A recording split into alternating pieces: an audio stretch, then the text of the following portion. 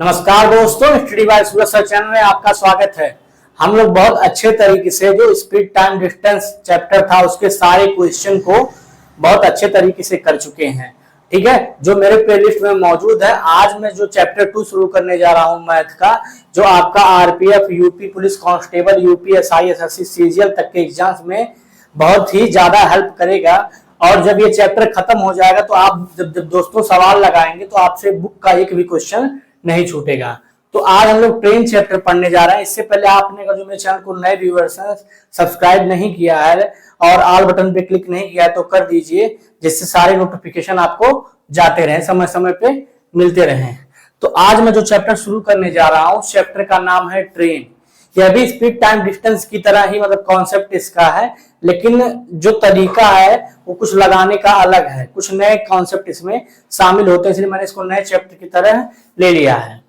ठीक है, तो देखो कॉन्सेप्ट वन क्या कहता है कि जब कोई ट्रेन किसी पुल को पार करे, ठीक है, और किसी ट्रेन को ही पार करे, ठीक, या किसी सुरंग को पार करे, ठीक, तो जब यह पार करती है तो ट्रेन की लंबाई को पुल, ट्रेन या सुरंग मतलब इन तीनों की लंबाई में जोड़ दो और यही क्या होता है, और यह जो लंबाई निकल के आती है यह दूरी के बराबर होती है। ठीक है, यह कॉन्सेप्ट 1 है। इन कॉन्सेप्ट पे आप ध्यान देंगे तभी आप ट्रेन के सवालों को हल कर पाएंगे। ठीक है, चलिए नेक्स्ट कॉन्सेप्ट क्या कहता है कि जब भी कोई ट्रेन किसी खंभे, व्यक्ति, पेड़ को पार करता है तो इन तीनों की लंबाई को नगण्य मतलब ना गिनने योग्य नहीं लिया जाता है, मान लिया जाता है। ये बताओ, ये खंभा जो होता है, जो खंभा है, क्या इसकी कुछ लंबाई होती तो है लंबाई, लेकिन उसको नगण्य मान लिया जाता है। ठीक, व्यक्ति की भी कुछ लंबाई होती है क्या? नहीं। पेड़ की लंबाई होती है क्या? ठीक है, नहीं। तो इन तीनों की लंबाइयों को हम क्या मान लेते हैं? नगण्य मान लेते हैं। ठीक है दोस्तों, अब चलते हैं कॉन्सेप्ट नंबर 3 पे।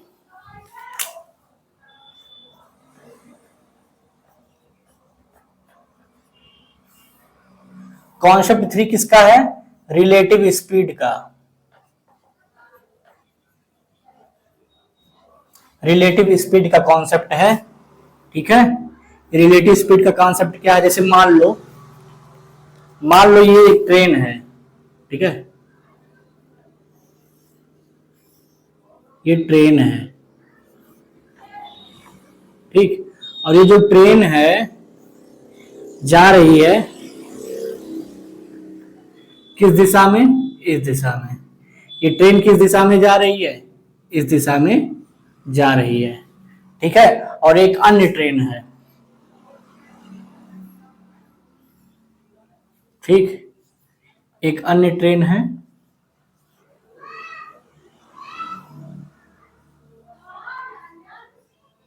जो कहां आ रही है? इसी दिशा में आ रही है। ठीक है, ये ट्रेन किस दिशा में आ रही है? इस दिशा में आ रही है।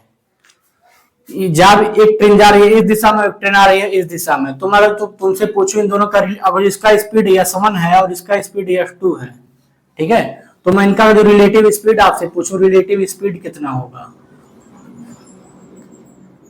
ठीक है, रिलेटिव स्पीड RS। तो रिलेटिव स्पीड क्या होगी? जब दोनों ट्रेन एक ही दिशा में आती हैं, ठीक है, विपरीत दिशा में, जब दोनों ट्रेन क्या होती है? विपरीत दिशा में जाती है, तो उनके क्या जुड़ जाता है? स्पीड क्या होती है? जुड़ जाती है। ठीक है, अब मान लो नेक्स्ट कॉन्सेप्ट क्या है, यहीं पे एक और मैं ट्रेन बनाता हूं। मान लो ये एक ट्रेन है, ठीक है, और ये जा रही है इस दिशा में।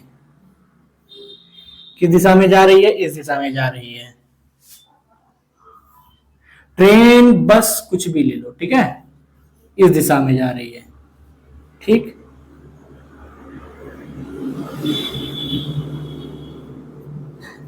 दोनों समान दिशा में ही जा रही हैं। और मैं तुमसे पूछूं बेटा कि इनका रिलेटिव स्पीड क्या होगा? ठीक है, रिलेटिव स्पीड क्या होगा?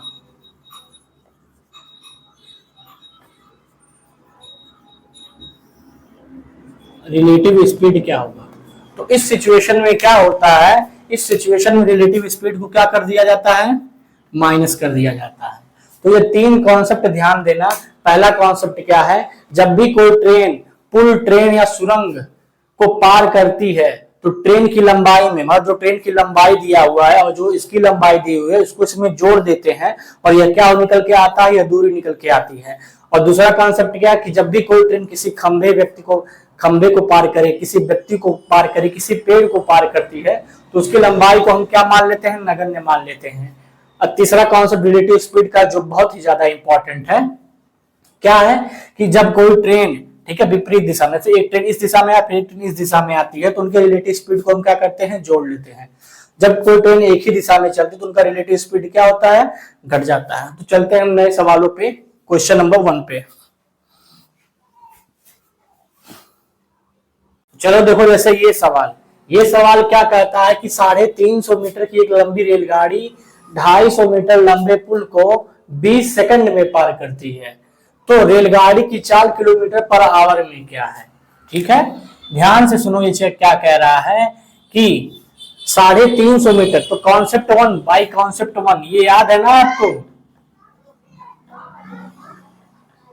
By concept 1। कॉन्सेप्ट 1 क्या कहता है कि जब भी कोई रेलगाड़ी है ट्रेन, पुल या सुरंग को पार करती है तो रेलगाड़ी की लंबाई में ट्रेन, पुल या सुरंग की लंबाई को ही जोड़ दिया जाता है। ठीक है, ये कॉन्सेप्ट 1 के अनुसार इस सवाल को जब मैं लगाऊंगा तो लग जाएगा। देखो, जैसे 350 मीटर की लंबी रेलगाड़ी है और पुल की लंबाई कितनी है, 250 मीटर। मैं क्या करता हूं, इनकी लंबाइयों को जोड़ देता हूं, इनकी लंबाइयों को क्या करता हूं, जोड़ देता हूं।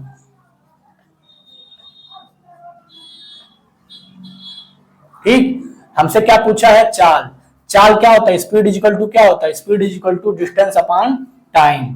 तो इन डिस्टेंस निकल के आ गया, ये डिस्टेंस है, जोड़ दिया, और टाइम कितना है, 20 सेकंड। ये दोनों मीटर में है, लेकिन तुमसे कहा क्या, किलोमीटर पर आवर में चाल चाहिए ना, तो किससे गुणा करोगे, 18/5। ठीक, 0 5 5 10 3 2 5 1 600/20 गुणे 18/5। 20 तिया 60, 5 छक्के 30। ठीक, तो 18 छक्का 108 किलोमीटर पर आवर क्या हो गया इसका आंसर। ऑप्शन नंबर सी क्या हो गया इसका आंसर। समझ गए।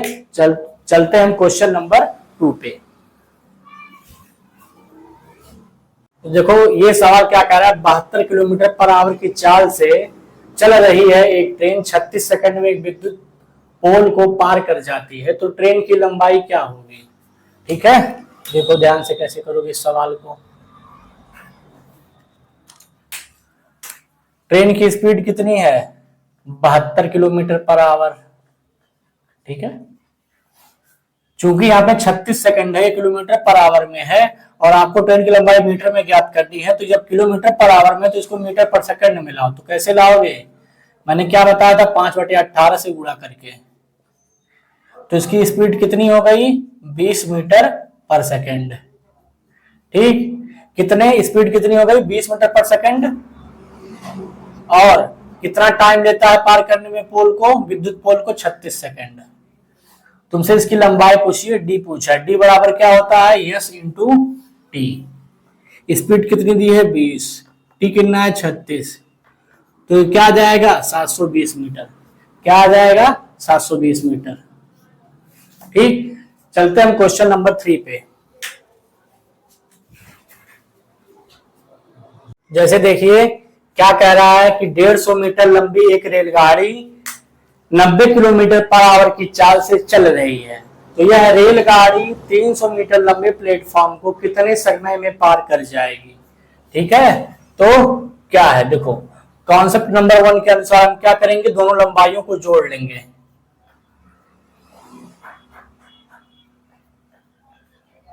डेढ़ 150 मीटर और 300 मीटर कितना हो जाएगा, 450 मीटर।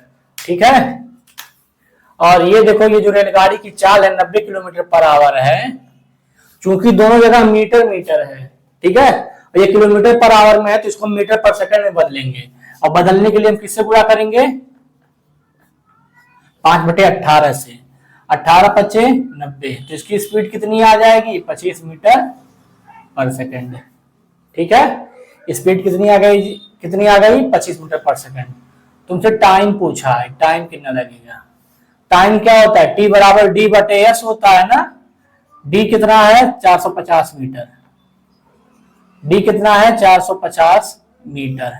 स्पीड कितनी है 25, 5 पचे 25, 5 9 45, 5 अट्ठाईम 90, तो कितना सेकंड आ गया 18 सेकंड आ गया। तो दोस्तों आज के लिए बस इतना ही। तब तक के लिए अगर आपने मेरा चैनल को लाइक शेयर और सब्सक्राइब नहीं किए हैं और सारे सवाल आपको बहुत अच्छे लेवल के लग रहे हैं, इसके बाद मैं अभी 10 के और भी कई पार्ट लाऊंगा। ठीक है, तो आज के लिए बस इतना ही। जय हिंद।